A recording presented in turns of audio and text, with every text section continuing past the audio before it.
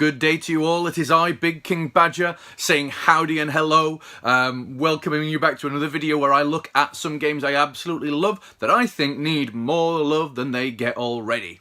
So, I'm going to kick things off with a really groovy, pretty funky game. We have Elite Beat Agents. So, this game for me is really great. It is a rhythm music game where you have to tap and slide the stylus in time to the music.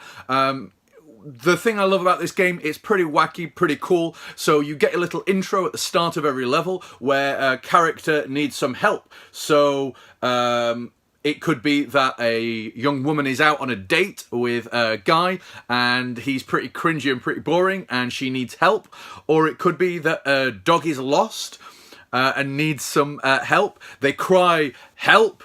And the EDF, essentially, suited cheerleaders turn up to do a song and dance and to help them in their predicament.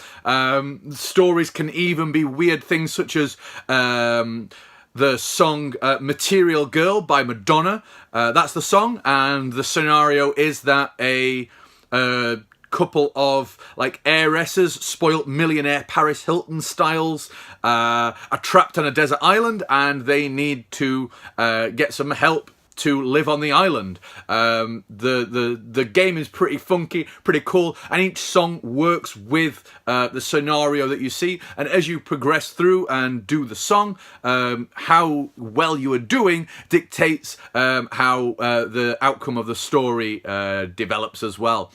So what I absolutely love, it is based on two games that came out in Japan. I'm not going to pronounce the original title because it's pretty tricky, but I do own them as well and would recommend you pick up those and this. You should be able to pick this up relatively cheap as well though, so please check out Elite Beat Agents for the original DS. It is absolutely groovy and pretty funky. So going from pretty groovy and funky, we're then going to growing things in a fantasy environment. Rune Factory 3 is a spin-off series from Harvest Moon, or Story of Seasons, depending on what you want to call the games. Essentially, it is set more in a fantasy style environment and sees you, like Harvest Moon, gathering crops, selling them on, dating and getting on in with relationships with people in the town that you're from. But as it's in a fantasy style environment as well, what would happen as well is that you can also go into dungeons. So you craft weapons and items and go dungeon crawling and finding other things and recipes within dungeons. And I think for me, it adds a really cool element to the game and really spices up that kind of Harvest Moon style gameplay with a bit more action as well. So I would recommend picking up. So there are, as you see, there are a couple games in the Rune Factory series. For me, Rune Factory 3 really nails it down and refines the elements as well. There is Rune Factory 4, which is available for the 3DS. It is only a digital download in Europe, is out physically in the Americas and Japan, but pretty cool. I would say recommend picking up any of the Rune Factory games that you can see, but I would say Rune Factory 3 is my top tip.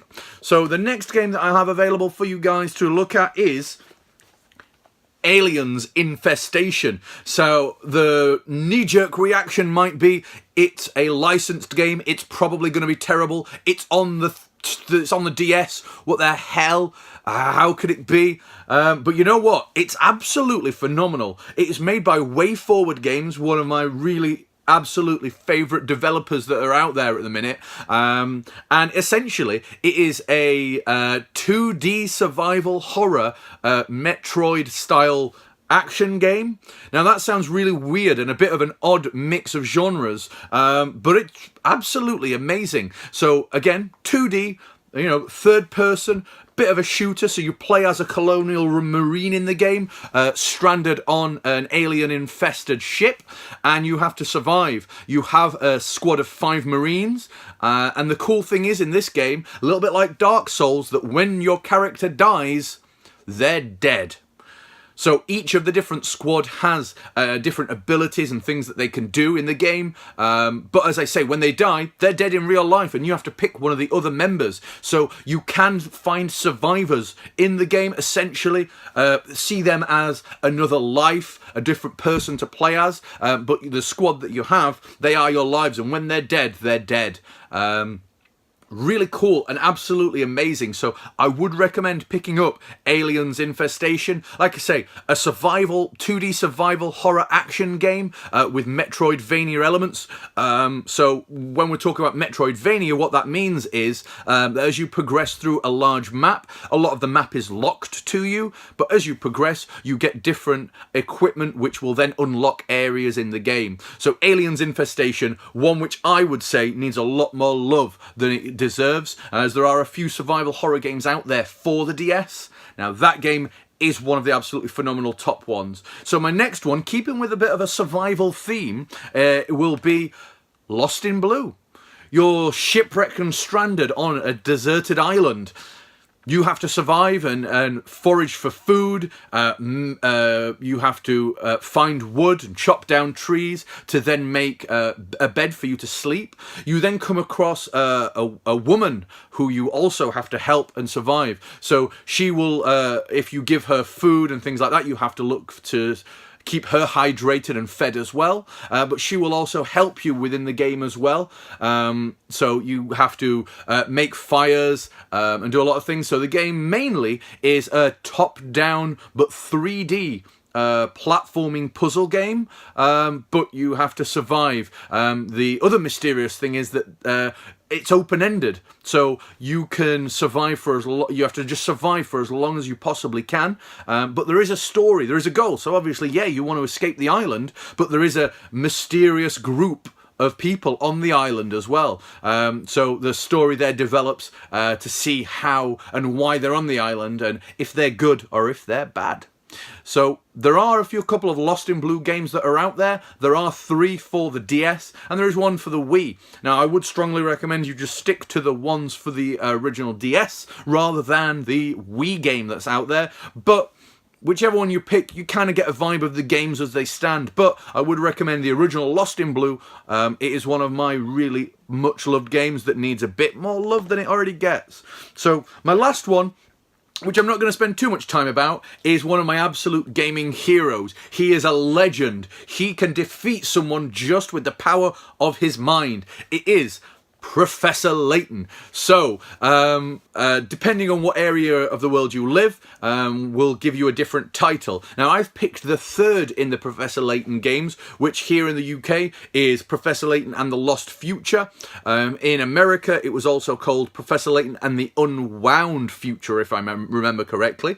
What the game is a point-and-click style game where you have an area and you have to click and find different things in the game, find puzzles which will then develop and allow you to progress to different areas. So there are hundreds of different puzzles available in the game, but this puzzle game is what I absolutely love, and bizarrely enough I always get really invested in the story of the Professor Layton game that I'm playing, and by the end of it the story becomes some absolutely epic experience. In this game, Professor Layton finds himself transported and trapped in the future, but a future which is not as he would like it to be. So it's all about him finding a way to get back home and to solve the case. So I would absolutely love you guys to pick up any of the Professor Layton games, as I absolutely love every single one of them. But I'm not going to spend too much time because there are a fair few games, and I would hope you all know of the Professor Layton games. But if you don't, pick up one and play it. The first game is a little bit more tricky than the other ones and a little bit more harder. I would recommend some of the other games, but they do come in 2 trilogies. So we have the original 3 games for the DS. The 4th game is a prequel, which then had its own trilogy, which was then moved over to the 3DS. So I absolutely love those games. Please let me know if you've played them, what you think to them, or if there's another game that you think deserves more love than it already gets. Let me know in the comments below, and I want to talk to you guys. I'm available on Instagram and Twitter as well. Big King Badger is my name everywhere. So let's have a conversation about games, and let's get chatting about games. I want to hear what you guys think about my games that I love, and I want to hear about games that you love. So thank you very much for joining me as I share these games with you. Enjoy the rest of your day. Enjoy the rest of your gaming world. Enjoy, guys. Thank you very much. And Big King Badger saying howdy and goodbye.